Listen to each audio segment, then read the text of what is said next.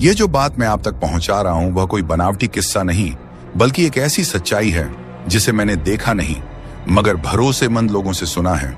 हम सबके मन में कभी ना कभी यह ख्याल आता है कि काश हमें पहले ही पता चल जाए कि आगे क्या होने वाला है।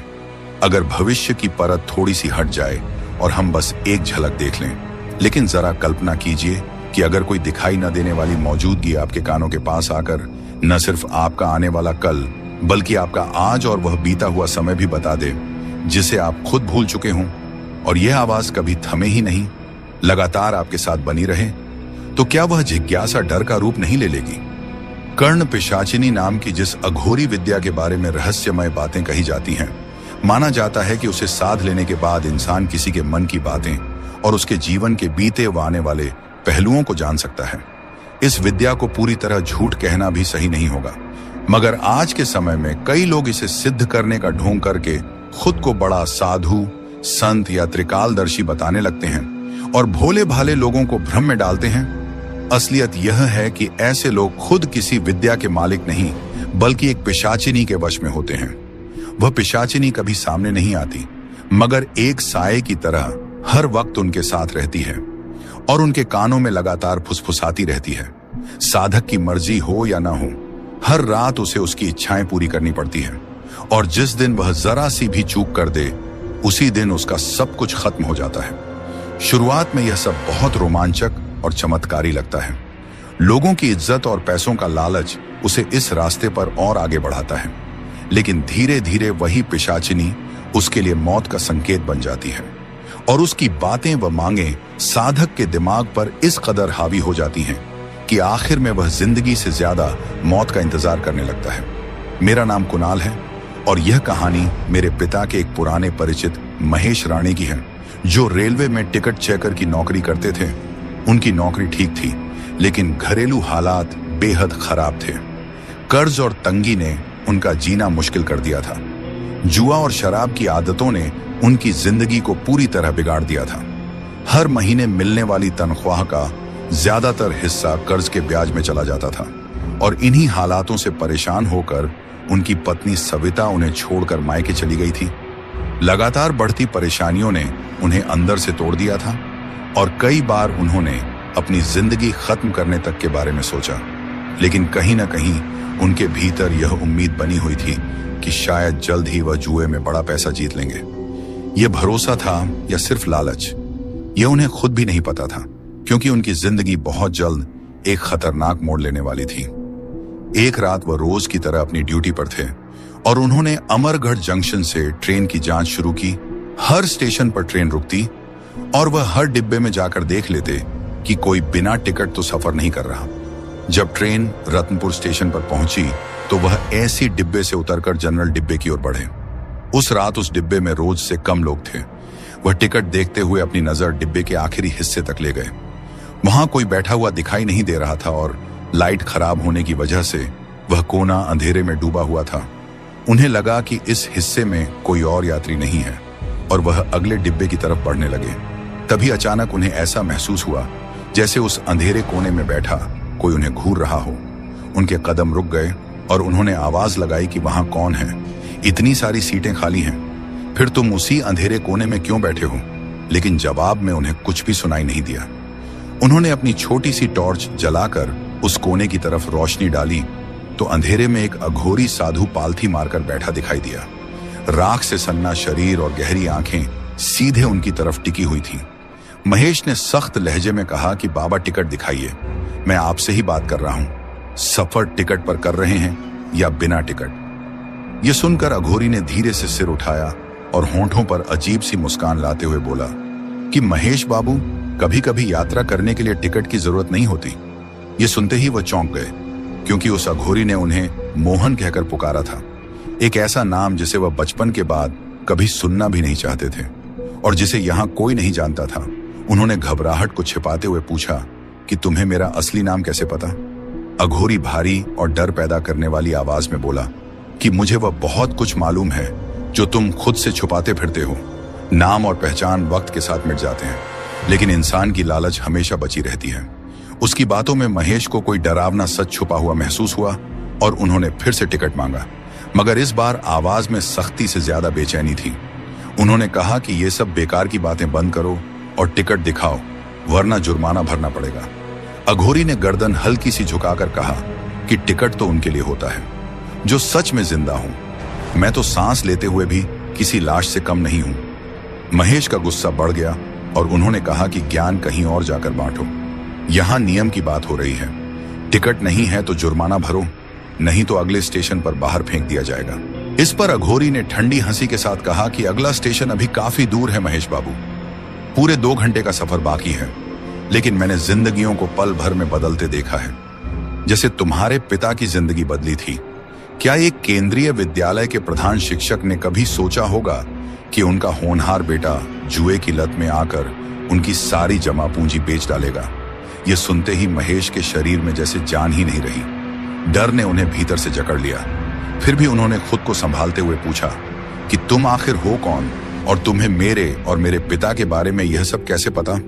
अघोरी ने उन्हें घूर कर देखा और धीमी मुस्कान के साथ बोला कि मैं कौन हूं यह जानना उतना जरूरी नहीं है। जरूरी यह है कि मैं क्या जानता हूं और क्या कर सकता हूं। बस इतना समझ लो कि तुम्हारी जिंदगी जो अब तक बदकिस्मती की जंजीरों में जकड़ी हुई है, उसे खोलने की चाबी मेरे पास है। महेश ने झुंझलाकर पूछा कि कैसी चाबी? यह सब बेकार की बातें हैं। मैं इन बाबा साधुओं पर विश्वास नहीं करता। अगर तुम सच में इतना जानते हो तो मेरे बारे में कोई ऐसी बात बताओ जो सिर्फ मुझे पता हो और दुनिया में किसी और को नहीं।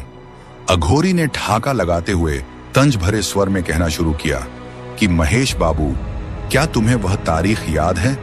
10 अक्टूबर 2006, जब तुम्हारे पिता ब्रेन हेमरेज के बाद अस्पताल के बिस्तर पर पड़े वेंटिलेटर पर अपनी आखिरी सांसों के बीच झूल रहे थे।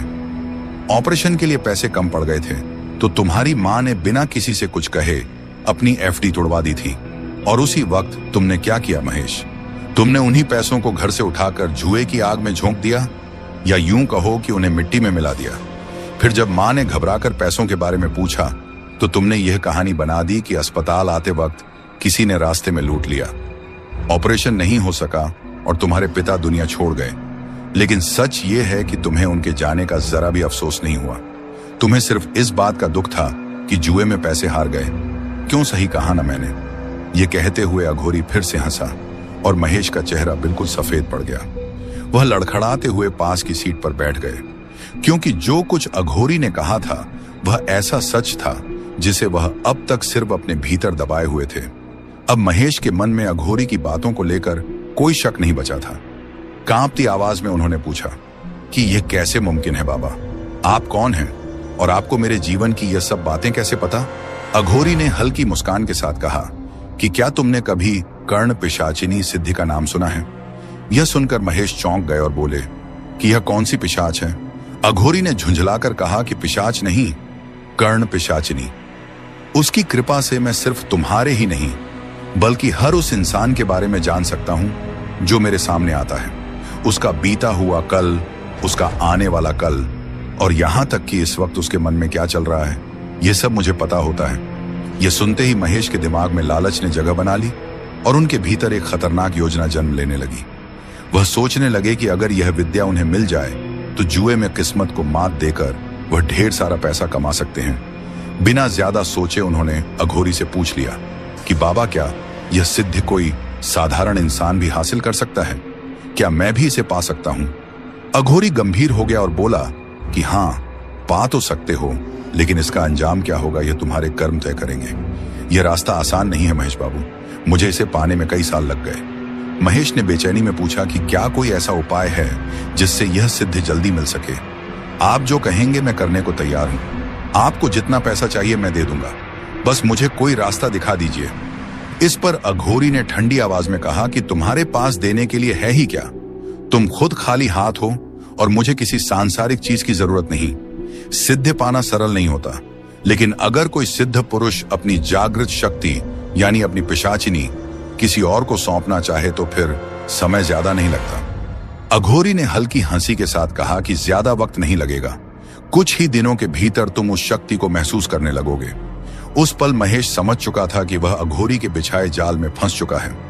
फिर भी उसके मन में एक सवाल उठा और उदास स्वर में उसने कहा कि लेकिन बाबा, कोई अपनी सिद्ध की हुई शक्ति किसी और को क्यों देगा? यह तो लगभग नामुमकिन लगता है। इस पर अघोरी ने बिना झिझक जवाब दिया कि नामुमकिन कुछ भी नहीं। अगर तुम चाहो तो मैं अपनी सिद्धि तुम्हें भेंट में दे सकता हूं। यह सुनकर महेश के लिए यकीन करना मुश्किल हो गया। उसके मन में शक पैदा हुआ कि कहीं यह साधु कोई ढोंगी तो नहीं। आखिर कोई अपनी ताकत यूं ही किसी और को कैसे सौंप सकता है? वह संदेह भरी नजरों से अघोरी को देखते हुए बोला कि लेकिन बाबा, आप यह शक्ति मुझे क्यों देना चाहेंगे? आपको इससे क्या मिलेगा? अघोरी का चेहरा शांत रहा और उसने कहा कि मेरे लिए इस संसार में न लाभ है न हानि। मैं अघोरी हूं, दुनिया के बंधनों से परे। शक्ति मेरे लिए सिर्फ एक साधन है, लेकिन तुम्हारे लिए वही शक्ति वरदान बन सकती है। वैसे भी यह सिद्धि पीढ़ी दर पीढ़ी अपना रास्ता बदलती रहती है और मेरा न कोई पुत्र है न कोई परिवार। अगर तुम्हारे भीतर इसे संभालने की क्षमता है तो मैं यह शक्ति तुम्हें सौंप सकता हूं। लेकिन यह कहते हुए अघोरी की आवाज सख्त हो गई और उसने चेतावनी दी कि याद रखना, इस सिद्धि के साथ अपार ताकत तो मिलेगी, मगर इसकी कीमत बेहद भयानक होगी। कर्ण पिशाचिनी एक बार तुम्हारे जीवन में प्रवेश कर गई तो वह हर कदम पर तुम्हारा पीछा करेगी। वह तुम्हारे कानों में हर सच फुसफुसाएगी, लेकिन उसकी आवाज से छुटकारा पाना असंभव होगा। वह तुम्हारे हर सवाल का जवाब देगी, मगर बदले में तुम्हारा शरीर चाहेगी। वह किसी को दिखाई नहीं देगी, यहां तक कि तुम्हें भी नहीं। लेकिन रात के सपनों में वह तुम्हारे साथ एक गहरा और डरावना संबंध बनाएगी। तुम्हारी इच्छा हो या ना हो, तुम उसकी चाहतों का विरोध नहीं कर पाओगे, और अगर कभी विरोध किया तो तुम्हारी मौत बेहद दर्दनाक होगी। अघोरी की इन बातों ने महेश के मन में तूफान खड़ा कर दिया। वह सोच में डूब गया कि क्या वह सच में ऐसी सिद्धि चाहता है। एक ओर उसे एक नई और रहस्यमयी दुनिया की झलक दिखाई दे रही थी, तो दूसरी ओर यह रास्ता अंधेरा, अनजान और खतरों से भरा हुआ था। वह जानता था कि कर्ण पिशाचिनी के साथ इस तरह का बंधन निभाना आसान नहीं होगा। वह हर पल एक साए की तरह उसके साथ रहेगी और उससे पीछा छुड़ाना नामुमकिन होगा। उसके मन में डर साफ था, लेकिन कर्ज का बोझ और लगातार बढ़ती परेशानियां उसे इस खौफनाक सौदे के लिए भीतर ही भीतर मजबूर कर रही थी। लगातार बढ़ता हुआ अकेलापन और कर्ज का दबाव महेश को भीतर से तोड़ चुका था, और वह किसी ऐसे चमत्कार की तलाश में था जो उसकी सारी परेशानियों को एक झटके में खत्म कर दे। लेकिन उसके दिमाग में अघोरी की चेतावनी बार बार गूंज रही थी कि उसकी इच्छाओं के खिलाफ गए तो अंजाम बेहद खौफनाक होगा। तभी अघोरी की आवाज ने उसे वर्तमान में खींच लिया और उसने कहा कि महेश बाबू, कहां खो गए हो? मैं तुमसे ही बात कर रहा हूं। ज्यादा वक्त नहीं है, अगला स्टेशन पास है, जल्दी अपना फैसला सुनाओ। महेश ने गहरी सांस ली, अपने डर और लालच के बीच झूलते हुए बोला कि वह तैयार है और सिद्धि पाने के लिए जो भी करना पड़े करेगा। यह सुनकर अघोरी ने संतोष भरी हंसी के साथ कहा कि ठीक है, बस अब पीछे मत हटना और मेरे बुलावे का इंतजार करना। मैं खुद बताऊंगा कि तुम्हें कहां आना है। इतना कहकर उसने अपना झोला उठाया और ट्रेन के दरवाजे की ओर बढ़ने लगा। महेश ने घबराकर पीछे से आवाज दी कि बाबा, कम से कम जगह तो बता दीजिए। लेकिन अघोरी ने बिना मुड़े बस इतना कहा कि बुलावा आएगा, इंतजार करना, और अगले ही पल वह ट्रेन से उतर गया। महेश जब उसे ढूंढते हुए प्लेटफॉर्म पर पहुंचा तो वहां उसका कहीं नामो निशान नहीं था। इसके बाद दिन बीतते चले गए और अघोरी का कोई पता नहीं चला। हर बार जब ट्रेन उस जंक्शन से गुजरती, महेश की नजरें उसे ढूंढती, लेकिन वह कहीं दिखाई नहीं देता। बेचैनी दिन ब दिन बढ़ती जा रही थी और उसके मन में यह सवाल उठने लगा था कि कहीं वह सब एक धोखा तो नहीं था, या फिर अघोरी सच में किसी पिशाचिनी की बात कर रहा था। 4 दिन गुजर गए और कोई संकेत नहीं मिला, तो महेश ने धीरे धीरे उस घटना को एक पाखंड मानकर भुलाना शुरू कर दिया। लेकिन एक रात जब वह अपनी नाइट ड्यूटी खत्म करके अपेक्षाकृत जल्दी घर लौट आया, आधी रात के सन्नाटे में थकान से भरा हुआ वह वर्दी बदलकर कमरे की बालकनी में खड़ा सिगरेट पीने लगा। सिगरेट खत्म होते ही वह बिस्तर पर सोने चला गया और कुछ देर बाद जब रात गहराकर करीब 3 बजे का वक्त हो चुका था, तभी उसके जीवन में वह घटना घटने वाली थी जो उस अघोरी की बातों को डरावनी सच्चाई में बदलने वाली थी। गहरी नींद के बीच अचानक बेडरूम में रखे टेलीफोन की तेज घंटी बजी। फोन ठीक पलंग के पास वाली मेज पर रखा था और उसकी आवाज ने महेश को हड़बड़ाकर जगा दिया। वह उनींदी हालत में आंखें मलते हुए उठा, घड़ी पर नजर डाली और मन ही मन सोचा कि इतनी रात को भला कौन फोन कर सकता है। उसने रिसीवर उठाकर भारी आवाज में कहा, हेलो, कौन बोल रहा है? तभी दूसरी तरफ से एक जानी पहचानी लेकिन सिहरन पैदा करने वाली आवाज आई कि महेश बाबू, इतनी जल्दी भूल गए, लेकिन मैं तुम्हें नहीं भूला। 2 दिन बाद अमावस्या है और उसी रात ठीक 2 बजे तुम्हें चंदवाड़ा के पुराने कब्रिस्तान पहुंचना है। भूलना मत, मैं वहीं तुम्हारा इंतजार करूंगा। इतना कहकर फोन कट गया। ये सुनते ही महेश की नींद पूरी तरह उड़ चुकी थी और दिल खुशी से धड़कने लगा। अघोरी का इशारा मिलते ही उसके भीतर उत्साह की लहर दौड़ गई और अब उसे सिर्फ अमावस्या की रात का इंतजार था। वह बिस्तर पर लेटा लेटा सोचने लगा कि कर्ण पिशाचिनी की मदद से वह क्या क्या हासिल कर सकता है। दौलत, ताकत और किस्मत सब उसके इशारे पर होंगी। इसी ख्याल में डूबा हुआ वह मन ही मन मुस्कुराने लगा। 2 दिन पलक झपकते बीत गए और आखिर अमावस्या की रात आ ही गई। तय समय से पहले ही महेश अपनी कार लेकर चंदवाड़ा के पुराने कब्रिस्तान पहुंचा। उसने गाड़ी गेट से थोड़ी दूरी पर रोक दी और पैदल अंदर की तरफ बढ़ने लगा। घड़ी में रात के 1:45 बज रहे थे। पूरा कब्रिस्तान सन्नाटे में डूबा हुआ था। न कोई चौकीदार दिख रहा था और न ही कहीं कोई रोशनी।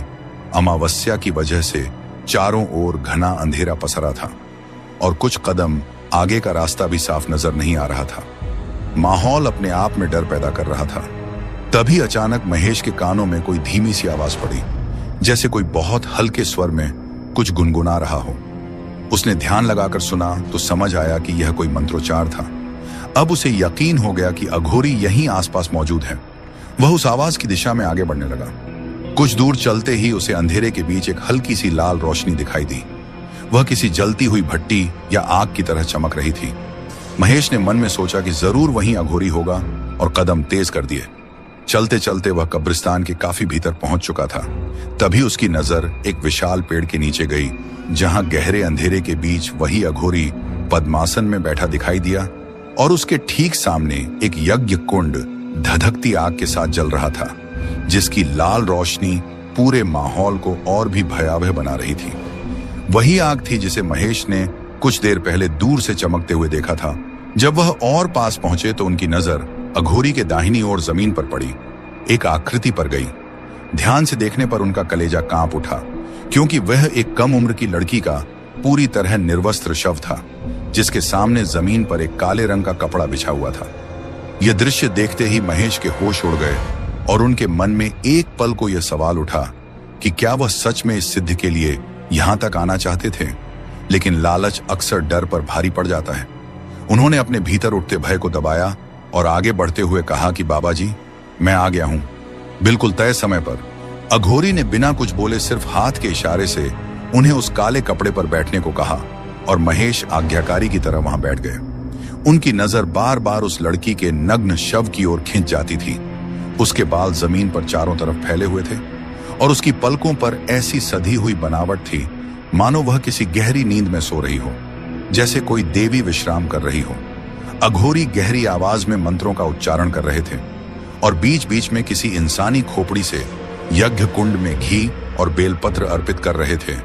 सुनसान कब्रिस्तान में मंत्रों की गूंज और आग में गिरते बेलपत्रों की चिटचिटाहट ने वातावरण को और भी भयावह बना दिया था। समय के साथ मंत्रों की गति और तीव्र होती जा रही थी और बीच बीच में अघोरी उस लड़की के शव पर भी घी डाल रहे थे। महेश के मन में अनहोनी की आशंका गहराने लगी। वह सहमे हुए भाव से सारी क्रियाएं देखता रहा। तभी अघोरी की नजर उस पर पड़ी और उसने कहा कि अब जो मंत्र मैं बोलूंगा उसे मेरे साथ दोहराना। महेश ने डरते हुए सिर हिलाकर हामी भरी और मंत्र शुरू हुआ। ओम नमः कर्ण पिशाचिनी अमोघ सत्यवादिनी मम करण अवतर अवतर अतीत नागत वर्तमान निदर्श दर्श मम भविष्य कथ कथ हरिम कर्ण पिशाचिनी स्वाहा। जैसे जैसे महेश मंत्र दोहराता गया, उसे महसूस होने लगा कि पूरा माहौल असहनीय रूप से भारी होता जा रहा है। हवा में घी की खुशबू की जगह एक सड़ी गली बदबू फैलने लगी और वह शान दिखाई देने वाला शव धीरे धीरे बदलने लगा। उसकी त्वचा कुछ ही पलों में काली पड़कर सिकुड़ने लगी। आंखें झटके से खुली, जो पूरी तरह काली और निर्जीव थीं, जिनसे गाढ़ा काला तरल रिसने लगा। जो चेहरा पहले मासूम और सुंदर लग रहा था, वह अब विकृत और डरावना हो चुका था और उसी सड़ते हुए शरीर से उठती वह घिनौनी बदबू पूरे वातावरण में फैल चुकी थी। यह भयानक दृश्य देखते ही महेश डर से बुरी तरह कांपने लगे। तभी अघोरी ने उसकी ओर नजर उठाकर शांत स्वर में कहा कि अब तुम्हारी साधना पूर्ण हो चुकी है महेश बाबू।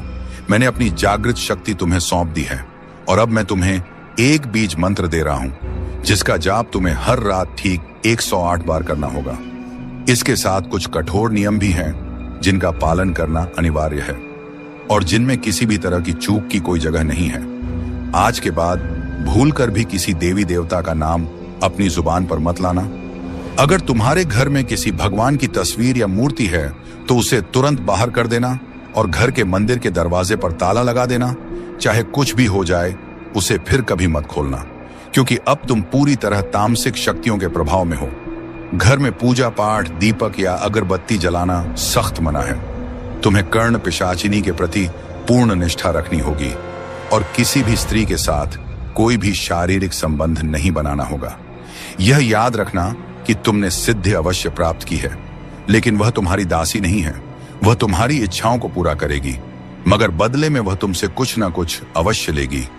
हर रात उसे प्रसन्न रखने के लिए तुम्हें स्वयं को उसके अधीन करना होगा और अगर इसमें जरा सी भी चूक हुई तो वह तुम्हारे जीवन से सब कुछ छीन लेगी, सचमुच सब कुछ।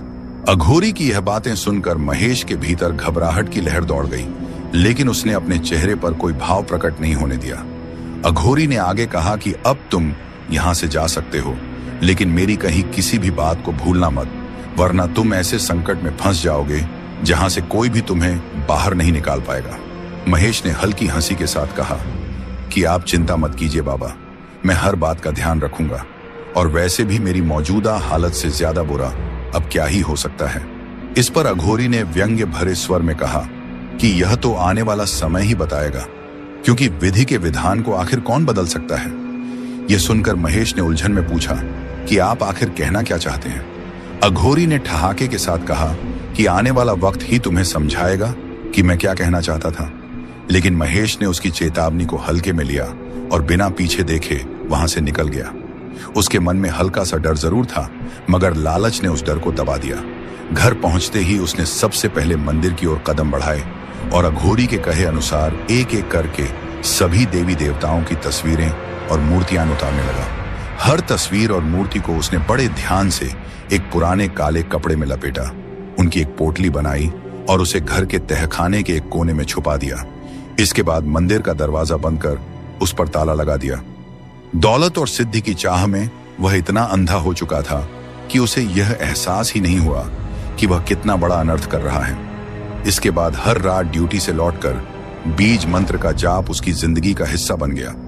बिना नागा वह रोज तय संख्या में मंत्र दोहराता रहा, लेकिन कई दिन गुजर जाने के बाद भी उसके जीवन में कोई खास बदलाव नहीं आया। न पैसे की हालत सुधरी और न ही उसे किसी असाधारण शक्ति का अनुभव हुआ। धीरे धीरे उसके मन में शक पनपने लगा और उसे लगने लगा कि शायद अघोरी ने उसे धोखे में डाल दिया था और उसकी मजबूरी व लालच का फायदा उठाया गया था।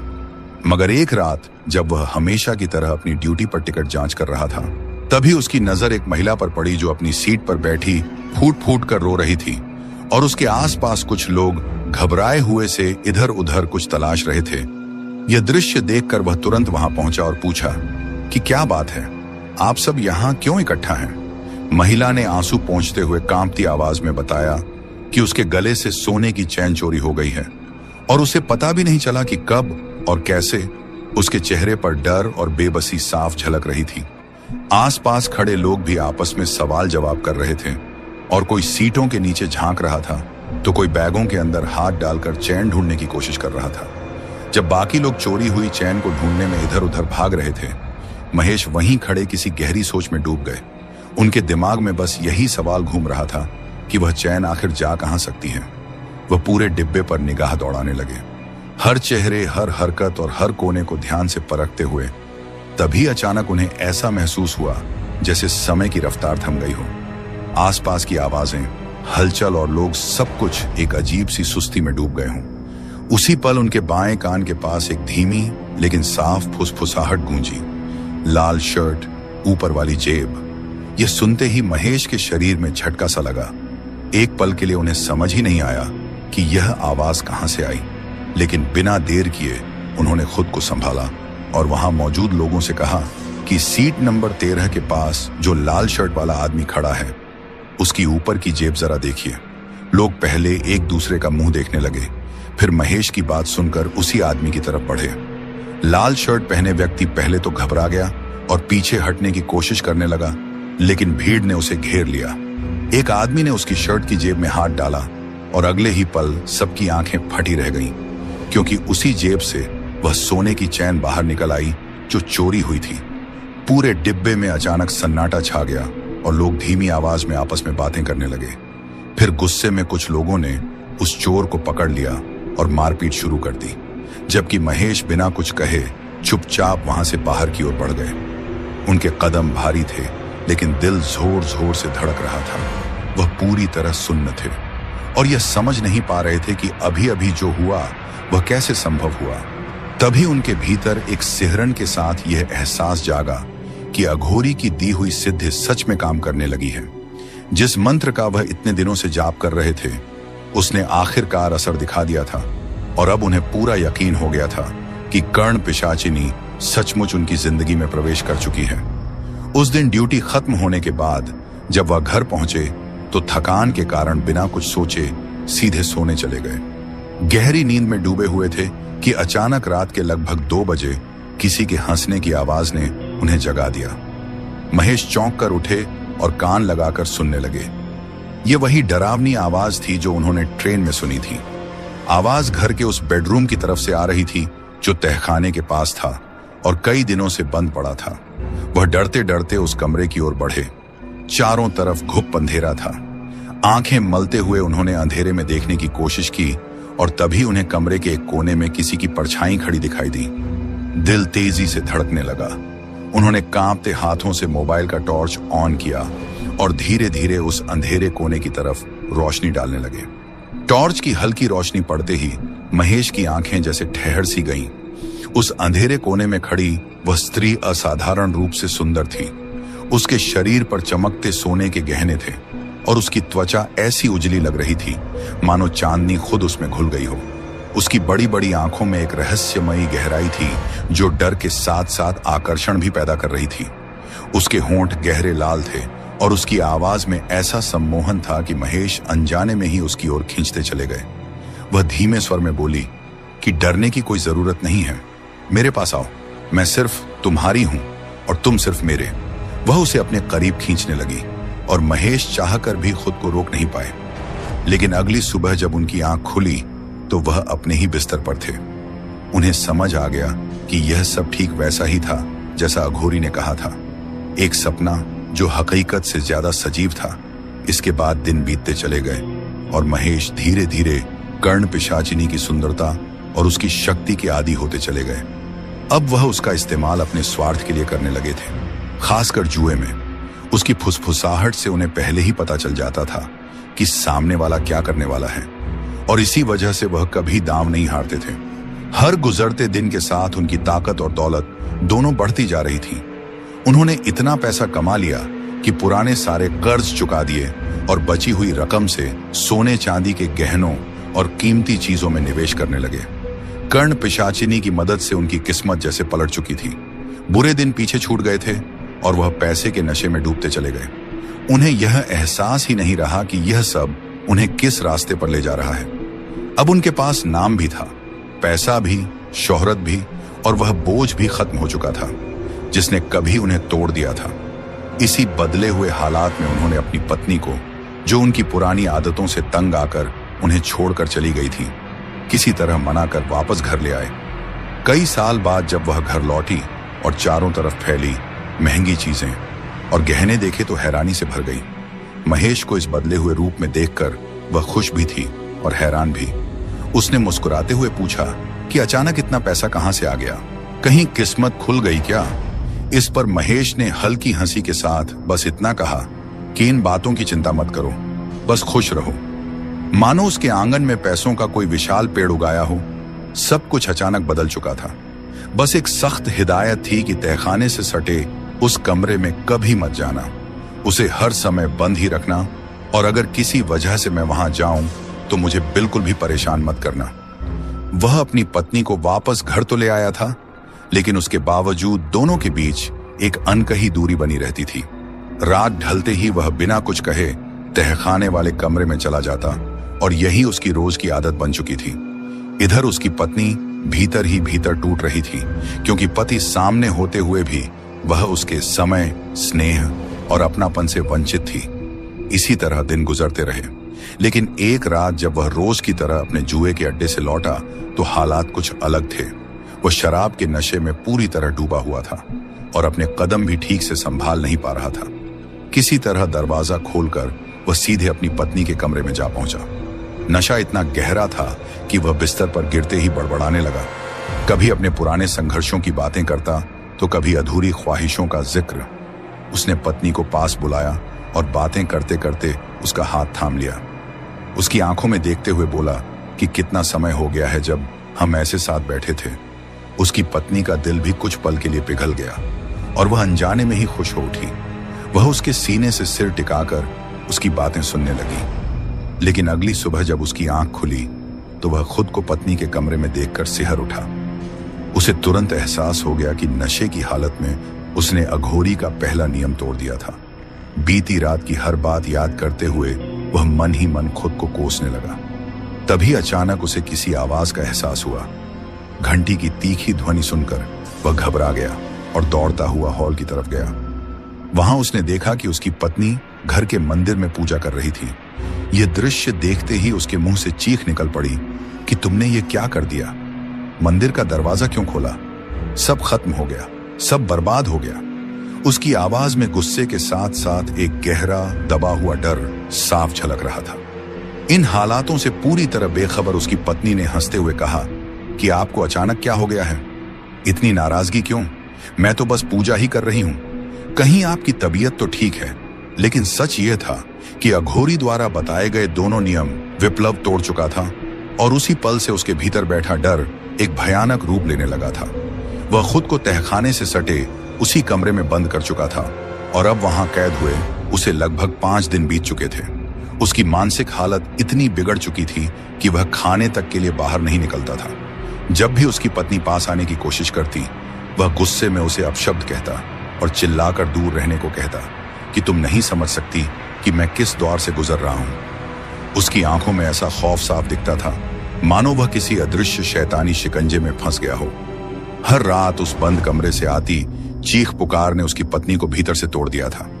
कई दिनों तक यह सिलसिला चलता रहा और उन आवाजों से ऐसा लगता था जैसे विप्लव किसी न दिखने वाली ताकत से झगड़ रहा हो, किसी से बहस कर रहा हो और कभी कभी गिड़गिड़ाकर उसे छोड़ देने की विनती कर रहा हो। फिर एक रात अचानक उसकी चीखें और ज्यादा दर्दनाक हो गईं। वह फूट फूट कर रोने लगा और उसकी आवाज से साफ लग रहा था कि वह किसी बेहद बड़े संकट में घिर चुका है। उसकी पत्नी डर के मारे कांप उठी और उसने तुरंत दरवाजा खोलने की कोशिश की, लेकिन वह भीतर से बंद था। घबराकर उसने दरवाजे की हल्की सी दरार से अंदर झांका तो जो दृश्य दिखा वह रूह कंपा देने वाला था। विप्लव कमरे के एक कोने में दुबका बैठा था। दोनों हाथों से अपने कान कसकर दबाए हुए वह लगातार चीख रहा था कि मुझे अकेला छोड़ दो, मैं अब तुम्हें खुश नहीं कर सकता, मेरे अंदर अब और ताकत नहीं बची है। यह देखकर उसकी पत्नी के रोंगटे खड़े हो गए, क्योंकि वह समझ ही नहीं पा रही थी कि विप्लव किससे बातें कर रहा है और कौन सी शक्ति उसे इस हद तक तोड़ रही है। उसकी चीखें इतनी तेज और पीड़ा से भरी थी कि पूरी रात गूंजती रहीं, मानो उसका दर्द कभी खत्म ही ना होने वाला हो। पूरी रात उसकी पत्नी उसी बंद दरवाजे के सामने बेबस होकर बैठी रही। आंखों से आंसू थमने का नाम नहीं ले रहे थे और दिमाग में बस यही सवाल घूम रहा था कि अंदर आखिर हो क्या रहा है। फिर अचानक कुछ ऐसा हुआ जिसने उसे और ज्यादा डरा दिया। भीतर से आती चीखें और सिसकियां एकदम से बंद हो गईं और चारों तरफ एक भारी मनहूस खामोशी फैल गई। अभी कुछ पल पहले तक जिस आवाज से पूरा घर गूंज रहा था, वही आवाज अचानक गायब हो चुकी थी और यही सन्नाटा उसे सबसे ज्यादा डराने लगा। उसका दिल जोर जोर से धड़कने लगा और उसे पूरा यकीन हो गया कि अंदर कुछ बहुत गलत हो चुका है। कांपते हाथों से वह दरवाजे की दरार की ओर बढ़ी, लेकिन जैसे ही उसने दरवाजे को हल्का सा धक्का दिया तो वह अपने आप खुल गया। कमरे के भीतर से ऐसी सड़ी सी बदबू आ रही थी कि उसने अपनी साड़ी का पल्लू नाक पर रख लिया और डरते डरते अंदर कदम रखा। कमरे में हल्का सा अंधेरा था और बस इतनी रोशनी थी कि चीजें धुंधली दिखाई दे रही थी। तभी कोने की तरफ उसकी नजर पड़ी और उसके मुंह से जोर की चीख निकल गई। वहां विप्लव का निर्जीव शरीर पड़ा हुआ था, कपड़ों से रहित।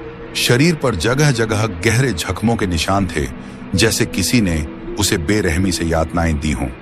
उसके कानों से गाढ़ा काला सा खून बह चुका था और सबसे ज्यादा डराने वाली बात यह थी कि उसके शरीर के निचले हिस्से के साथ भयानक हिंसा की गई थी, मानो किसी ने क्रूरता की सारी हदें पार कर दी हों। शायद यही वजह थी कि वह पूरी रात असहनीय दर्द में चीखता रहा था। यही उसकी उस शक्ति के प्रति बेवफाई की सजा थी जिसे उसने लालच में अपनाया था। कहा जाता है कि जो व्यक्ति कर्ण पिशाचिनी जैसी सिद्धि हासिल करता है वह मरने के बाद भी मुक्त नहीं हो पाता, बल्कि प्रेत योनि में जाकर उसी शक्ति का दास बन जाता है।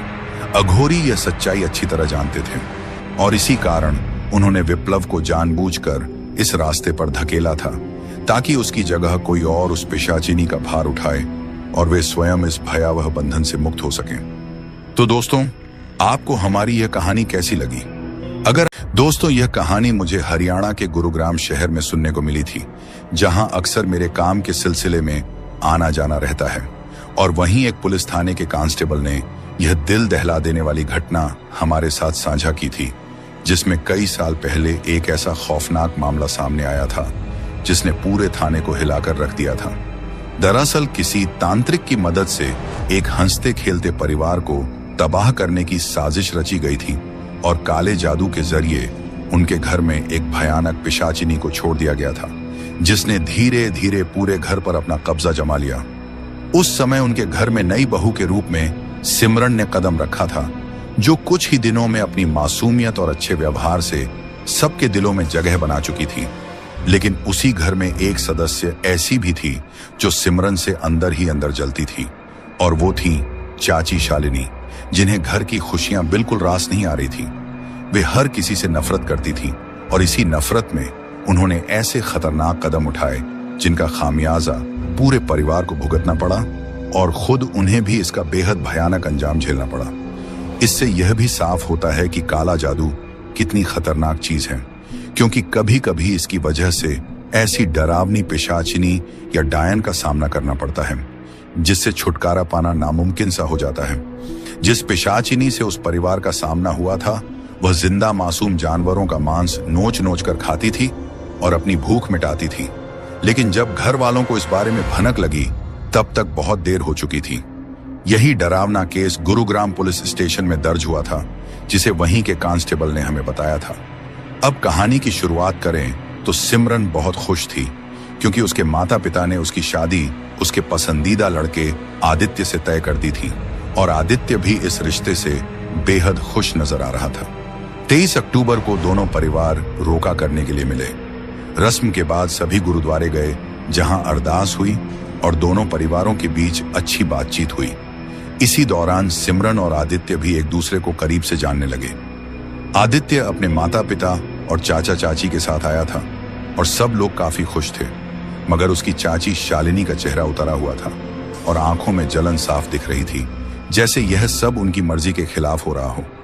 लेकिन वे किसी के सामने कुछ कह नहीं पा रही थी। कुछ दिन यूं ही बीत गए और फिर सबकी सहमति से 15 दिन बाद शादी की तारीख निकाल दी गई। सिमरन और आदित्य की खुशी का ठिकाना नहीं था, लेकिन जैसे ही शालिनी को पता चला कि आदित्य की शादी अब बस कुछ ही दिनों में होने वाली है, तो उसके दिल में जलन की आग और भड़क उठी। आदित्य बेहद खुश था, क्योंकि एक तरफ उसकी शादी पक्की हो चुकी थी और दूसरी तरफ उसका विदेश जाने का वीजा भी लग गया था। साथ ही वह शादी के बाद सिमरन को भी अपने साथ बाहर ले जाने की योजना बना चुका था। जैसे जैसे दिन गुजरते जा रहे थे, वैसे वैसे शादी की तारीख नजदीक आती जा रही थी और सिमरन के चेहरे पर अलग ही चमक दिखाई देने लगी थी। वह दिन ब दिन और खूबसूरत लगने लगी थी। वहीं शालिनी हर मुमकिन कोशिश कर रही थी कि किसी तरह आदित्य शादी से पीछे हट जाए, लेकिन उसकी कोई भी चाल कामयाब नहीं हो पा रही थी। आखिरकार वह दिन भी आ गया जिसका दोनों को बेसब्री से इंतजार था, यानी 7 नवंबर। सिमरन के माता पिता बेहद खुश थे और उन्होंने शादी की सारी तैयारियां बड़े ही अच्छे तरीके से की थी, ताकि किसी भी चीज की कोई कमी ना रह जाए। बिना किसी रुकावट के विवाह की सारी रस्में पूरी हो गईं। विदाई का समय आया और सिमरन खुशी और नम आंखों के साथ अपने माता पिता से विदा लेकर ससुराल चली गई। घर में सभी रस्में एक एक करके निभाई जा रही थीं, लेकिन इन सब के बीच शालिनी का चेहरा उतरा हुआ था और वह माहौल खराब करने की कोशिश कर रही थी। तभी उसके पति सुरेश ने उसे सख्ती से रोका और डांट दिया, जिससे वह चुप हो गई और मन ही मन सोचने लगी कि अभी कुछ नहीं कर सकती, लेकिन आगे मौका जरूर मिलेगा। पहली रात सिमरन और आदित्य ने साथ में अच्छे से बिताई। सुबह सिमरन उठकर घर के सभी बड़ों का आशीर्वाद लेने गई तो सभी उसे देखकर खुश हो गए और बोले कि बहू बहुत संस्कारी है। मगर जब वह शालिनी के पास पहुंची तो उसने बहुत रूखे अंदाज में बात की, जिससे सिमरन का दिल दुख गया, लेकिन उसने किसी से कुछ नहीं कहा। आदित्य का सिमरन के लिए प्यार देखकर शालिनी के लिए यह सब सहना मुश्किल हो रहा था। धीरे धीरे दिन बीतने लगे और सिमरन घर के सारे काम संभालने लगी। तभी वह दिन भी करीब आ गया जब आदित्य को विदेश जाना था।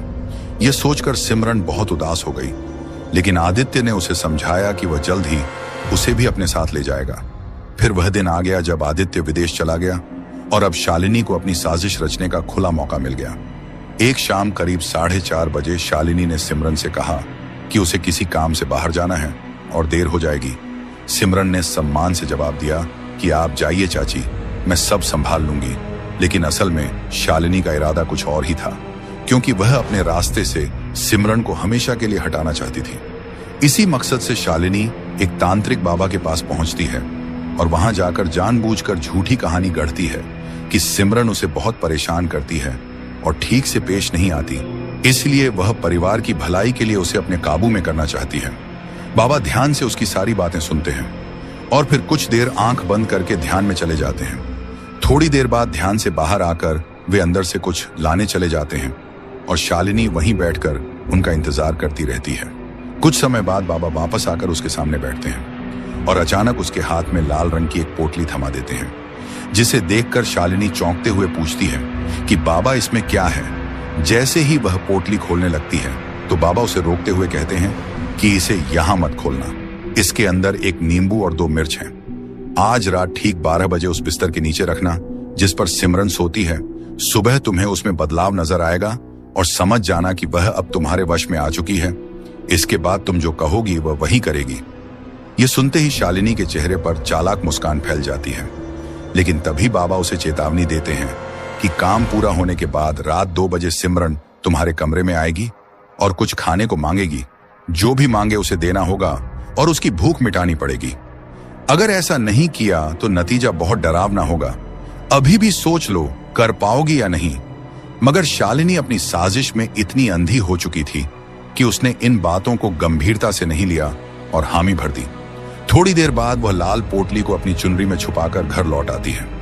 रात होने पर सभी लोग खाना खाकर अपने अपने कमरों में सो जाते हैं, मगर शालिनी को सिर्फ रात के 12 बजने का इंतजार रहता है। जैसे ही घड़ी 12 बजाती है और पूरा घर गहरी नींद में होता है, शालिनी चुपचाप अपने कमरे से निकलती है और दबे पांव सिमरन के कमरे की ओर बढ़ती है। उस वक्त सिमरन गहरी नींद में सो रही होती है। इसी मौके का फायदा उठाकर शालिनी बिना कोई आवाज किए पास जाती है और लाल पोटली खोलकर उसमें रखा नींबू और मिर्च निकालकर चुपचाप बिस्तर के नीचे रख देती है। ये सब करने के बाद शालिनी चालाक मुस्कान के साथ सिमरन की तरफ देखने लगी और उसकी आंखों में उसके लिए सिर्फ नफरत ही झलक रही थी। मन ही मन वह कहने लगी कि आज चैन से सो ले, क्योंकि अगली सुबह तेरी बर्बादी की शुरुआत होगी। इतना सोचकर शालिनी दबे पांव सिमरन के कमरे से बाहर निकल गई। रात धीरे धीरे बीतती चली गई और घड़ी में 2 बज चुके थे। सिमरन अब भी गहरी नींद में सो रही थी। कमरे में अजीब सी खामोशी फैली हुई थी कि तभी अचानक बिस्तर के नीचे से जोर जोर से खटखटाने की आवाज आने लगी। आवाज इतनी तेज थी कि सिमरन की नींद टूट गई। वह घबराकर उठी और इधर उधर देखने लगी, लेकिन समझ नहीं पा रही थी कि यह आवाज आखिर कहां से आ रही है। तभी अचानक उसे बिस्तर पर एक जोर का झटका महसूस हुआ, जिससे वह डर के मारे सहम गई और उसे अंदाजा हो गया कि आवाज बिस्तर के नीचे से आ रही है। हिम्मत जुटाकर वह धीरे धीरे झुकी और नीचे झांकने लगी, लेकिन जैसे ही उसने नीचे देखा उसी पल आवाज बंद हो गई। उसकी आंखें अब भी अंधेरे में किसी को ढूंढ रही थीं, मगर उसे कुछ नजर नहीं आया। वह सोच में पड़ गई कि अभी तो आवाज आ रही थी, फिर अचानक सब शांत क्यों हो गया? क्या यह सिर्फ सपना था? यही सोचते हुए वह हैरानी से नीचे देखती रही।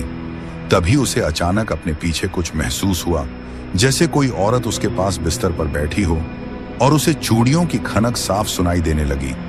डरते हुए उसने पीछे मुड़कर देखा तो वहां कोई नहीं था। उसने खुद को समझाया कि शायद ज्यादा थकान की वजह से ऐसा लग रहा है, और यह सोचकर वह फिर से चादर ओढ़कर लेट गई। लेकिन जैसे ही उसने चादर ओढ़ी, तभी एक डरावना साया सफेद चादर के अंदर से निकलकर सिमरन के शरीर में समा गया, और उसके अंदर जाते ही सिमरन बिस्तर पर जोर जोर से झटपटाने लगी और कुछ ही देर में शांत होकर बेहोश हो गई। अगली सुबह शालिनी अपने कमरे से निकलकर सिमरन को देखने गई तो वह बिल्कुल सामान्य लग रही थी। उसने देखा कि सिमरन अपनी सास के साथ रसोई में खाना बना रही थी और दोनों हंसते बोलते नजर आ रहे थे। यह देखकर शालिनी अंदर ही अंदर खुश हो गई, क्योंकि उसे लगने लगा कि उसकी चाल काम कर गई है। ये सब देखकर शालिनी की सारी उम्मीदों पर जैसे पानी फिर गया, क्योंकि उसने कुछ और सोचा था और सामने कुछ और ही नजर आ रहा था। उसे हैरानी हो रही थी कि रसोई में सिमरन और उसकी सास कितने प्यार से एक दूसरे से बात कर रही थी, और सिमरन बिल्कुल सामान्य दिख रही थी, जबकि बाबा ने तो कहा था कि अगले दिन उसमें अजीब बदलाव नजर आएगा। मगर यहां तो उसे कुछ भी अलग दिखाई नहीं दे रहा था। मन ही मन शालिनी सोचने लगी कि कहीं वह बाबा उसे बेवकूफ तो नहीं बना गया।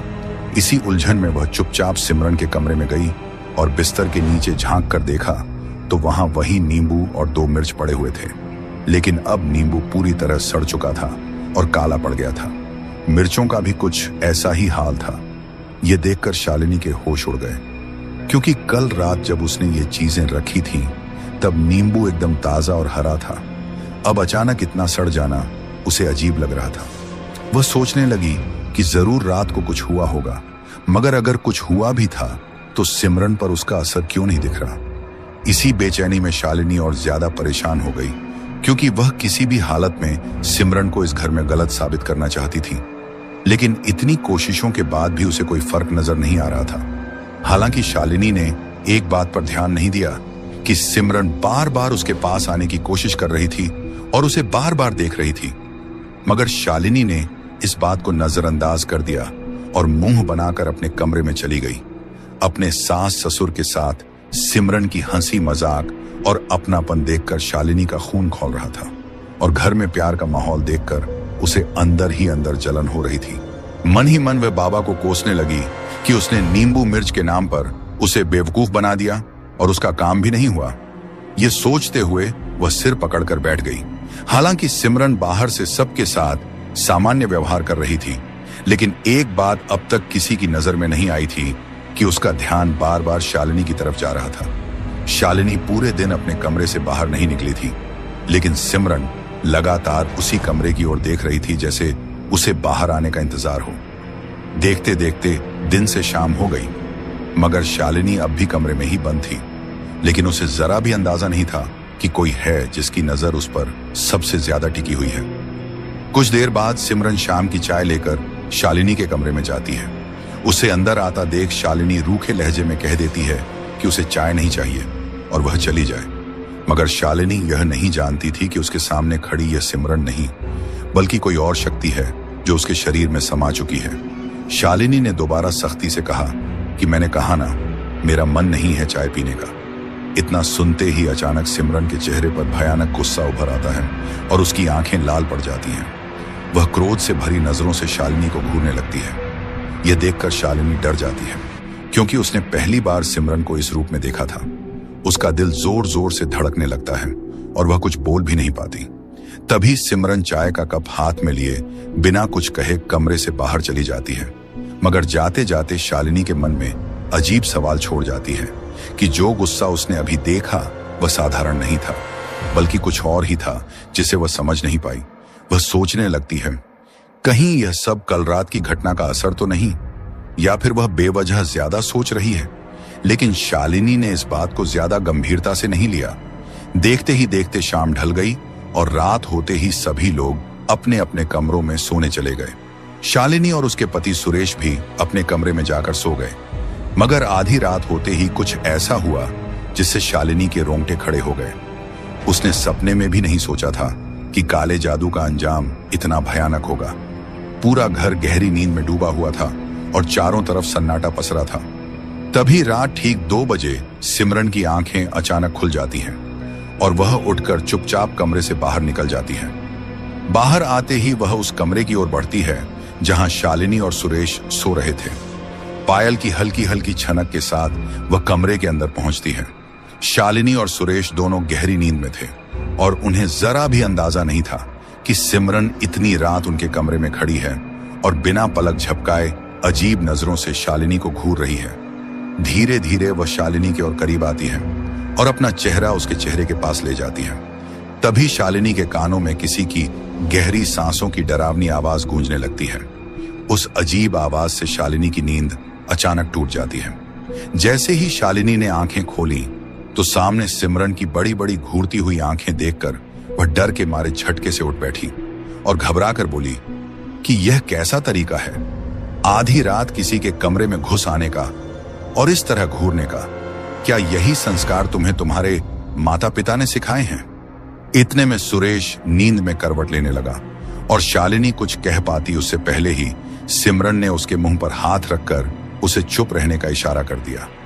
शालिनी को समझ नहीं आ रहा था कि सिमरन आखिर उसके साथ क्या करने वाली है।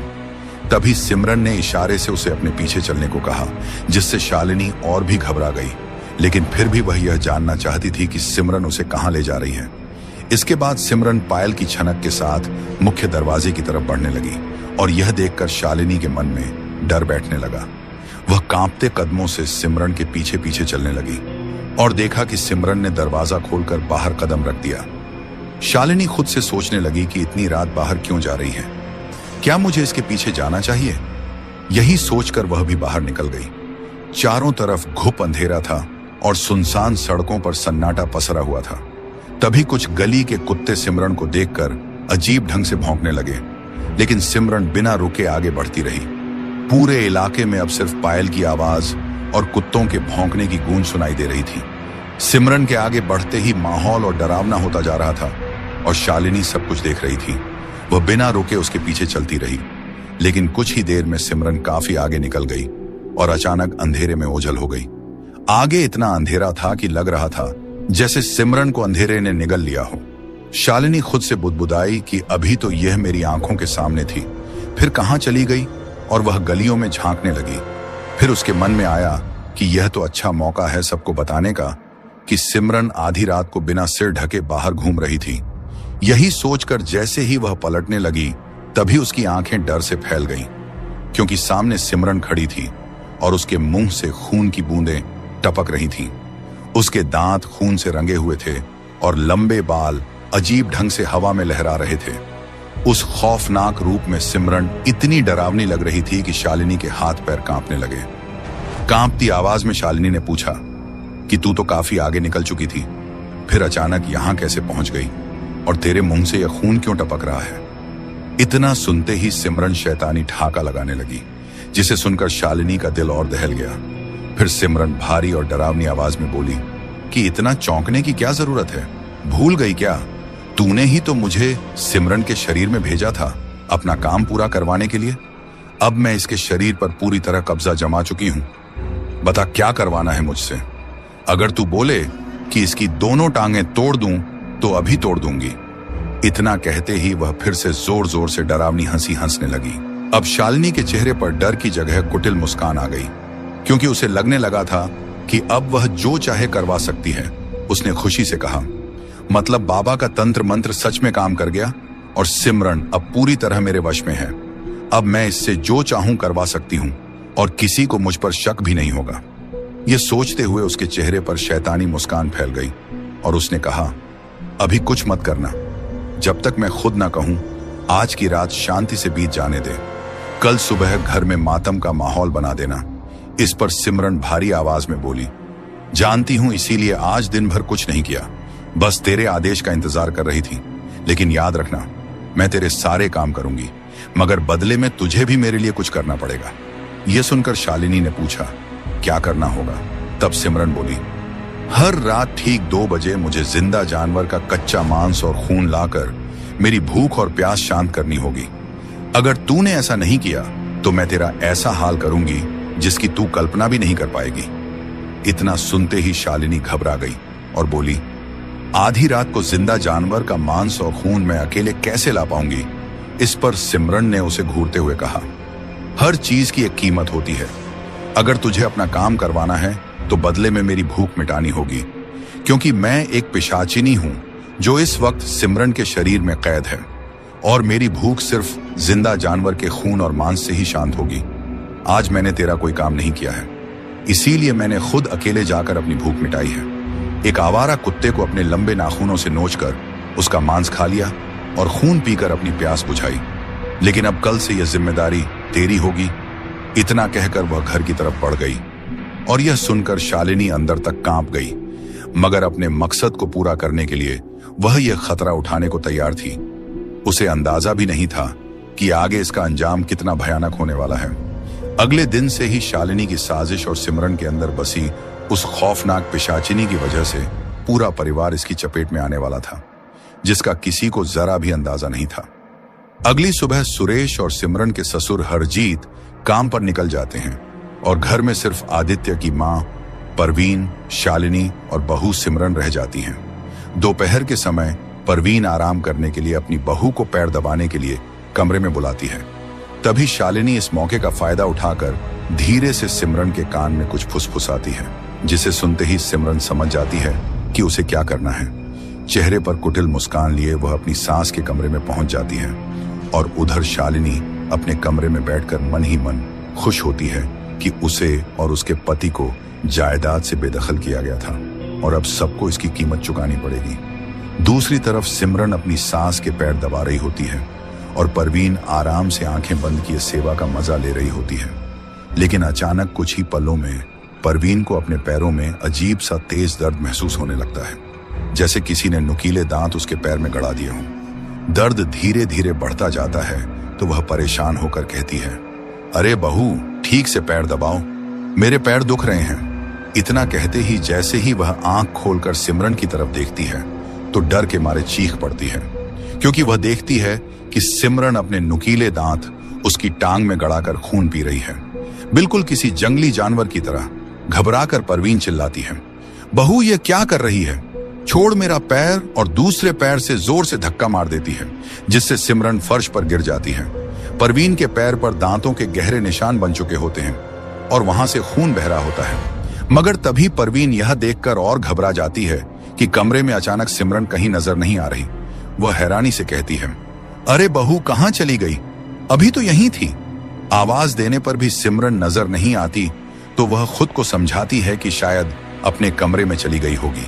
उसे आराम करने देती हूं, नहीं तो फिर कोई पागलों वाली हरकत करने लगेगी। यह कहकर परवीन दोबारा बिस्तर पर लेट गई, लेकिन लेटते ही उसकी नजर सामने की दीवार पर चली गई, और जो उसने देखा वह किसी की भी रूह कंपा देने वाला था। दीवार पर सिमरन छिपकली की तरह रेंगती हुई नजर आ रही थी और लाल आंखों से उसे घूर रही थी। यह भयानक मंजर देखकर परवीन चीखने ही वाली थी कि तभी सिमरन ऊपर से छलांग लगाकर सीधे उसकी छाती पर आ बैठी। उसके लंबे बिखरे बाल अजीब तरीके से लहरा रहे थे, और चेहरा किसी राक्षसी साए जैसा लग रहा था। डर के मारे परवीन ने आंखें बंद कर लीं और जोर जोर से चीखने लगी।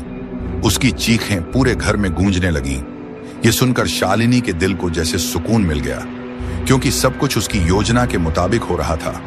वह अनजान बनने का नाटक करते हुए दौड़ती हुई परवीन के कमरे में पहुंची और देखा कि परवीन बिस्तर पर आंखें बंद किए कांप रही है, जबकि सिमरन एकदम शांत खड़ी है। शालिनी ने उसे ढांढस बंधाते हुए कहा, आंखें खोलिए, क्या हो गया आपको? शालिनी की आवाज सुनते ही परवीन ने आंखें खोली। उसका चेहरा पसीने से तर था और सांसें तेज चल रही थीं। सामने सिमरन को देखकर वह डरते हुए बोली, ये बहू नहीं, डायन है।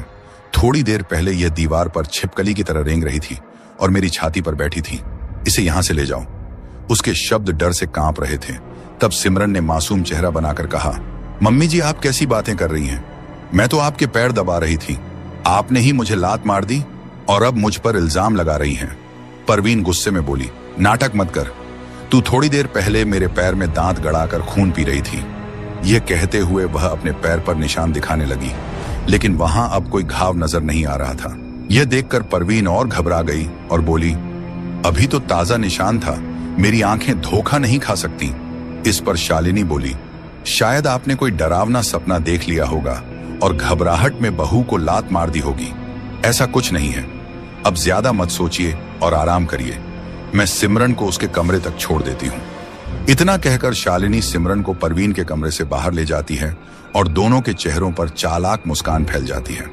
परवीन की हालत देखकर शालिनी अंदर ही अंदर खुश हो रही थी और ऊपर से बेखबर बनने का नाटक कर रही थी।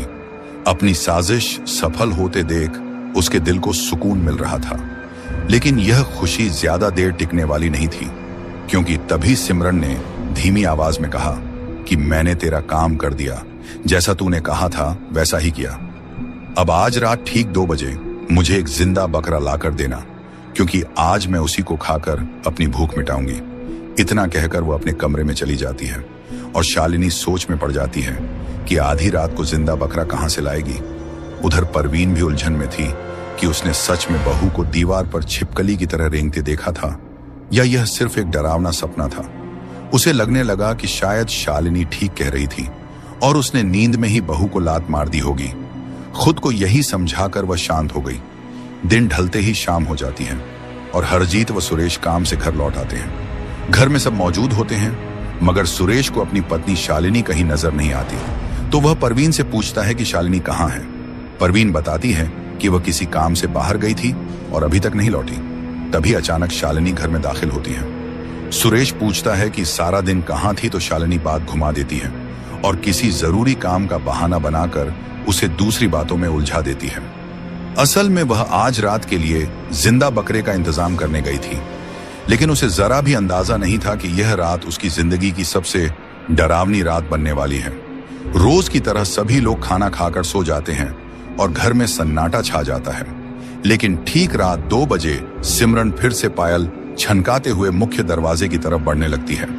पायल की आवाज सुनते ही शालिनी की आंख खुल जाती है और वह घबराकर उसके पीछे चल देती है। बाहर घना अंधेरा फैला होता है। पहाड़ी सड़कें सुनसान पड़ी थीं। ठंडी हवा बह रही थी और पेड़ों से सूखे पत्ते गिरते हुए अजीब डरावनी आवाज कर रहे थे। माहौल इतना सिहरन भरा था कि शालिनी का दिल जोर जोर से धड़कने लगा। माहौल में अजीब सा डर पसरा हुआ था और उसी खौफ के कारण शालिनी के कदम लड़खड़ाने लगे थे। आगे बढ़ने की हिम्मत उसमें नहीं हो रही थी, लेकिन सिमरन के बार बार इशारे करने पर वह मजबूरी में उसके पीछे चलती रही। कुछ दूर जाने के बाद सिमरन अचानक रुक गई और सामने रखे पिंजरे में बंद बकरे को घूरने लगी। वही बकरा था जिसे शालिनी ने आज के लिए पशु बाजार से खरीदा था। उस बकरे को देखते ही सिमरन की आंखों में भूख की चमक आ गई और उसके मुंह से लार टपकने लगी। तभी शालिनी वहां पहुंचकर बोली कि यही वह बकरा है जिसे मैंने यहां छुपा कर रखा है, ताकि कोई देख न सके। इस पर सिमरन भारी आवाज में बोली कि आज से हर रात तुझे मेरे लिए इसी तरह जिंदा जानवर लाकर यहां रखना होगा। अब तू यहां से जा सकती है, क्योंकि यह वक्त मेरी भूख मिटाने का है। शालिनी जाने के लिए मुड़ गई, लेकिन उसका मन नहीं माना और वह कुछ देखने की चाह में पास ही एक पेड़ के पीछे छुप गई। वहां से वह डरती हुई सिमरन को देखने लगी और उसका दिल जोर जोर से धड़कने लगा। अगले ही पल सिमरन किसी हिंसक जानवर की तरह गुर्राती हुई पिंजरे के पास पहुंची। अंदर बंद बकरा मानो मौत को पास आता देख कांपने लगा। कुछ ही पलों में सिमरन ने पिंजरा खोल दिया और झपट्टा मारकर बकरे पर टूट पड़ी। यह दृश्य देखकर शालिनी के पैरों तले जमीन खिसक गई। उसकी आंखों के सामने सिमरन ने बकरे की गर्दन मरोड़कर उसे शरीर से अलग कर दिया और अपने नाखूनों से उसका मांस नोच नोच कर खाने लगी। वह किसी जंगली जानवर की तरह खून पी रही थी। उसका आधा चेहरा खून से लाल हो चुका था। यह खौफनाक मंजर देखकर शालिनी के हाथ पैर कांपने लगे और सांसें रुकने सी लगीं। पेड़ के पीछे खड़ी वह सन्न रह गई। धीरे धीरे उसे एहसास होने लगा कि यह कोई आम आत्मा नहीं, बल्कि असली पिशाचिनी है जिसने सिमरन के शरीर पर कब्जा कर लिया है। मन ही मन वह खुद को कोसने लगी कि मैंने क्या कर दिया। मैंने तो सोचा था बाबा किसी मामूली बुरी आत्मा को भेजेगा, लेकिन यह तो खतरनाक डायन निकली। अब शालिनी को अपनी गलती का पूरा एहसास हो चुका था और वह समझ गई थी कि उसने बहुत बड़ी भूल कर दी है। लेकिन यहां तक पहुंचने के बाद शालिनी चाहकर भी पीछे नहीं हट सकती थी, क्योंकि अब लौटने का मतलब था उस पिशाचिनी का सामना करना जो सिमरन के शरीर में बस चुकी थी और यह किसी आम इंसान के बस की बात नहीं थी। उसकी आंखों के सामने सिमरन अभी भी जंगली जानवर की तरह बकरे का मांस नोच नोच कर खा रही थी, और यह दृश्य अब उससे देखा नहीं जा रहा था। इसलिए वह चुपचाप वहां से निकलकर हांफती हुई घर की ओर बढ़ गई। डर के मारे उसकी हालत खराब हो चुकी थी और वह खुद से कह रही थी कि यह कोई मामूली आत्मा नहीं बल्कि असली राक्षस है। बाबा मुझे किसी खतरनाक पिशाचिनी के हवाले कर गया। यह सोचकर वह और ज्यादा घबरा गई, लेकिन अब पीछे हटने का कोई रास्ता नहीं था। उसे इसी पिशाचिनी के सहारे अपने इरादे पूरे करने थे। खुद से फैसला करते हुए वह अपने कमरे में लौट आई। अगली सुबह सब कुछ बिल्कुल सामान्य लग रहा था और शालिनी हैरानी से देख रही थी कि सिमरन अपनी सास के साथ रसोई में काम कर रही है। उसके चेहरे पर मासूम मुस्कान थी और वह प्यार से बात कर रही थी। ये सब देखकर शालिनी को रात का वह भयानक मंजर याद आ गया जब उसी ने बकरे की गर्दन उखाड़कर उसे खा लिया था। एक एक दृश्य याद करके शालिनी अंदर ही अंदर कांप रही थी और अब उसे सिमरन का मासूम चेहरा भी डरावना लग रहा था। जैसे ही सिमरन की नजर उस पर पड़ती, शालिनी तुरंत आंखें झुका लेती, क्योंकि अब वह उससे बेहद डरने लगी थी। शालिनी के चेहरे पर डर देखकर सिमरन के होंठों पर एक चालाक मुस्कान फैल गई। तभी अचानक मुख्य दरवाजा खुलने की आवाज आई और सबकी नजरें उधर चली गईं। सामने देखते ही घर वालों के चेहरे खिल उठे, क्योंकि दरवाजे पर आदित्य खड़ा था, जो विदेश से वापस आया था। उसके आते ही घर में खुशी का माहौल बन गया। लेकिन आदित्य एक खास मकसद से लौटा था। वह अपनी पत्नी सिमरन को अपने साथ विदेश ले जाने आया था और कुछ दिन रुककर उसे साथ ले जाने की तैयारी में था। मगर आदित्य को सामने देखकर भी सिमरन के चेहरे पर खुशी नहीं थी और बाकी लोग भी इस सच्चाई से अनजान थे कि उसकी पत्नी के शरीर में एक खतरनाक पिशाचिनी ने कब्जा जमा रखा है। आदित्य को सामने देखकर शालिनी बिल्कुल भी खुश नहीं हुई, जबकि परवीन ने बेटे को गले लगाकर प्यार से कहा कि बेटा, इतनी जल्दी घर कैसे आ गया।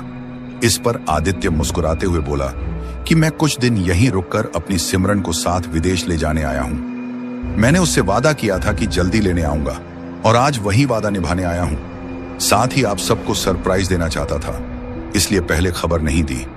यह सुनकर पूरे घर में खुशी फैल गई, मगर यह खुशी शालिनी को बिल्कुल रास नहीं आ रही थी।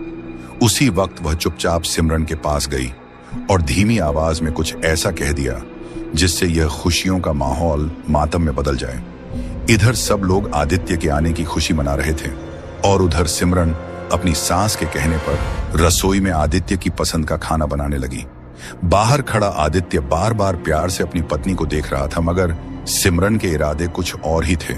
थोड़ी देर में खाना तैयार हुआ और आदित्य बड़े चाव से सिमरन के हाथ का बना खाना खाने लगा। वह सब्जी इतनी स्वादिष्ट थी कि आदित्य उंगलियां चाटता रहा, लेकिन खाना खाने के कुछ समय बाद ही अचानक वह बेहोश होकर जमीन पर गिर पड़ा। यह देखकर घर वाले घबरा गए और उसे उठाने की कोशिश करने लगे, मगर वह होश में नहीं आ रहा था। इस दौरान सिमरन और शालिनी के चेहरे पर शैतानी मुस्कान फैल गई। हालात बिगड़ते देख हरजीत और सुरेश तुरंत आदित्य को डॉक्टर के पास ले गए। बाद में शालिनी ने अकेले में सिमरन से पूछा कि आज तूने क्या कमाल कर दिया? सब्जी में ऐसा क्या मिलाया कि आदित्य की हालत खराब हो गई?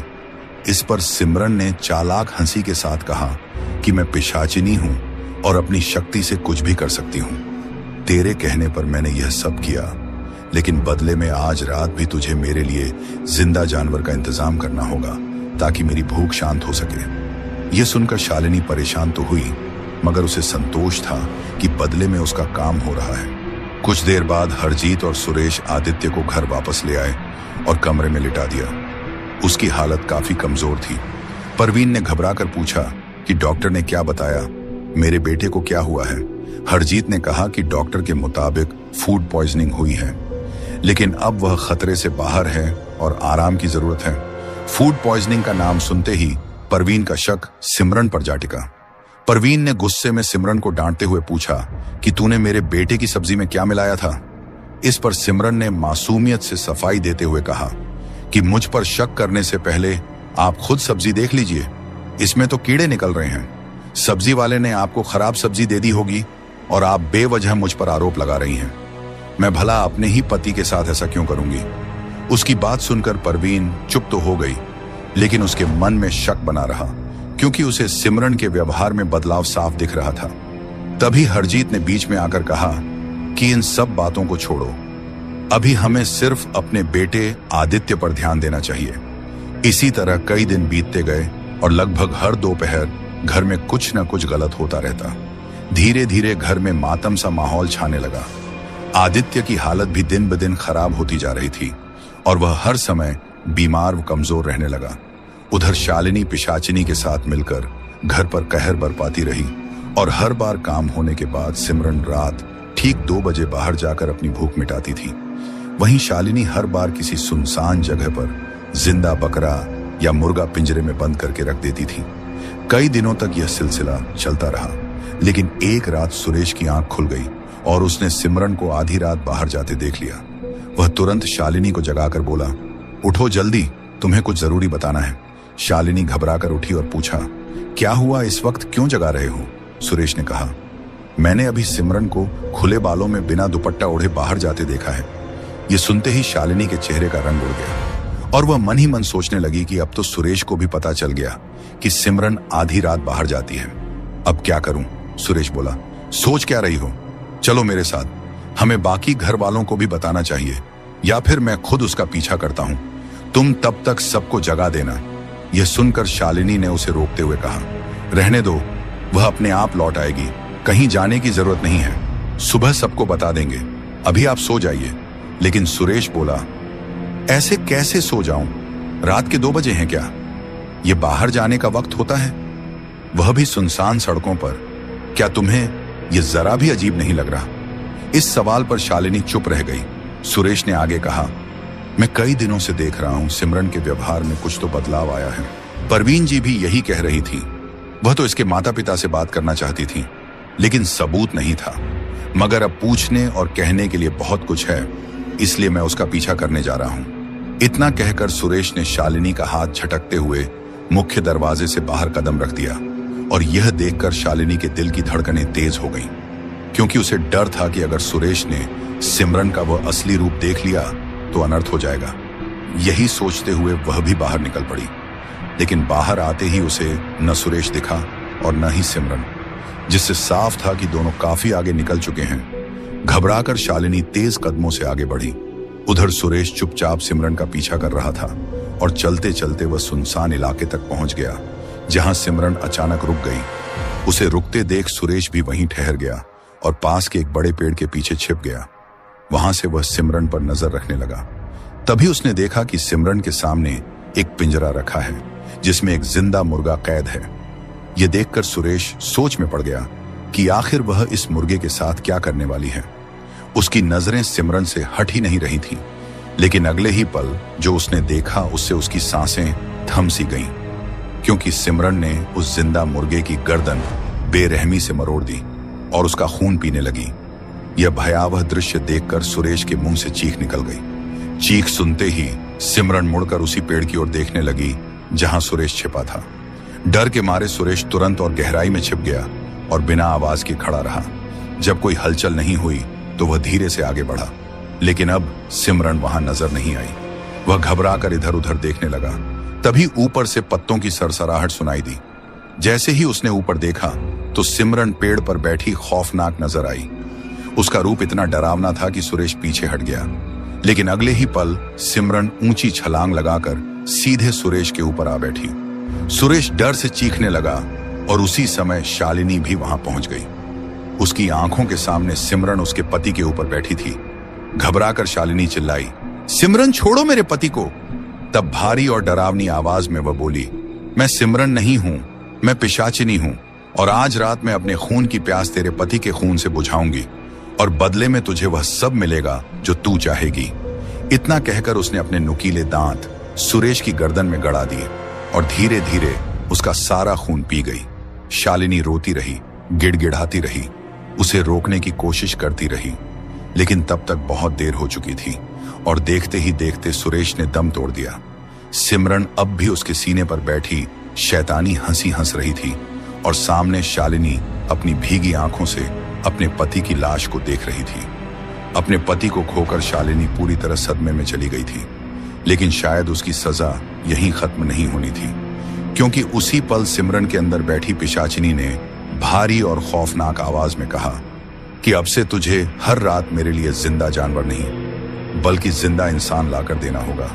अब मेरी भूख किसी जानवर के मांस या खून से नहीं बल्कि इंसानों के खून और मांस से ही शांत होगी। यह सुनते ही शालिनी के पैरों तले जमीन खिसक गई, क्योंकि अब वह समझ चुकी थी कि सिमरन उसके काबू से बाहर जा चुकी है और उसके अंदर बसी पिशाचिनी को अब इंसानी खून की लत लग गई है। इस खौफनाक सच्चाई को देखकर शालिनी वहां से भाग खड़ी हुई और थोड़ी देर बाद चीखती चिल्लाती हुई घर पहुंच गई। दर्द से रोते हुए वह कहने लगी कि उसने मेरे पति को मार डाला, खा गई वह उसे, मैं बर्बाद हो गई। बदले की आग में मैंने अपना ही सुहाग खो दिया। मैंने क्या कर दिया? छाती पीट पीट कर वह पछतावे में रोती जा रही थी। उसकी चीखें सुनकर घर के सभी लोग जाग गए और उसके पास आकर पूछने लगे कि आखिर हुआ क्या है। लेकिन शालिनी का रोना रुक ही नहीं रहा था। सभी हैरान थे कि उसे अचानक क्या हो गया। तभी हरजीत ने चारों तरफ देखकर कहा कि देवेंद्र कहाँ है। इतने में आदित्य भी कमरे से बाहर आया और घबराकर बोला कि सिमरन भी अपने कमरे में नहीं है। यह सुनते ही सबकी नजरें दोनों को ढूंढने लगी, लेकिन जैसे ही सिमरन का नाम लिया गया, शालिनी डर के मारे कोने में सिमट गई और कांपने लगी। सब लोग उसकी हालत देखकर और भी घबरा गए। हर कोई उससे सवाल कर रहा था, मगर वह कांपती आवाज में बस यही दोहराई जा रही थी कि वह सिमरन नहीं है, उसके अंदर शैतान बैठा है, एक पिशाचिनी जो सबको मार डालेगी। उसकी बातें किसी को समझ नहीं आ रही थी, लेकिन परवीन सब कुछ समझ चुकी थी। गुस्से में उसने शालिनी को जोरदार थप्पड़ मारा, जिससे वह थोड़ी संभली। फिर परवीन ने सख्ती से पूछा कि अब साफ साफ बता, देवेंद्र और सिमरन कहाँ हैं? इस पर शालिनी फूट फूट कर रो पड़ी और उसने सारी सच्चाई बता दी कि कैसे वह एक तांत्रिक बाबा के पास गई थी, कैसे उसके कहने पर उसने नींबू और मिर्च सिमरन के बिस्तर के नीचे रख दिए थे और तभी से यह सब शुरू हुआ। यह सुनकर घर के सभी लोग टूट से गए। किसी को दुख था तो किसी को गुस्सा। सबको अब समझ आ गया था कि बदले की आग में शालिनी ने पूरे परिवार को तबाही की तरफ धकेल दिया था। आदित्य तो अंदर तक टूट चुका था और वह हर हाल में अपनी पत्नी सिमरन को वापस लाना चाहता था। गुस्से में परवीन ने शालिनी को फिर से थप्पड़ मारते हुए कहा कि तुझे शर्म नहीं आई? सिर्फ जायदाद के लिए इतनी घटिया हरकत कर डाली। अब तेरा खेल खत्म। तू हमें उसी जगह ले चलेगी जहां सिमरन और देवेंद्र का शव पड़ा है। इस पर शालिनी घबरा कर बोली कि कोई फायदा नहीं, अब वह मेरे काबू से बाहर हो चुकी है। अगर उसने आप सबको वहां देख लिया तो हमला कर देगी। तब हरजीत ने सख्ती से कहा, तेरी वजह से हमने देवेंद्र को खो दिया, लेकिन अब सिमरन को नहीं खो सकते। वह इस घर की बहू है, इसलिए हमें वहीं ले चल। सबके बार बार कहने पर शालिनी मजबूर होकर मान गई। जाने से पहले हरजीत और परवीन आपस में बात करने लगे और हरजीत बोला कि प्रकाश की बातों से लगता है सच में किसी शक्तिशाली पिशाचिनी ने बहू के शरीर पर कब्जा कर लिया है। हमें तुरंत कुछ करना होगा, क्यों ना उसे उसी बाबा के पास ले चलें। परवीन ने भी हामी भरते हुए कहा कि मैं भी यही सोच रही थी।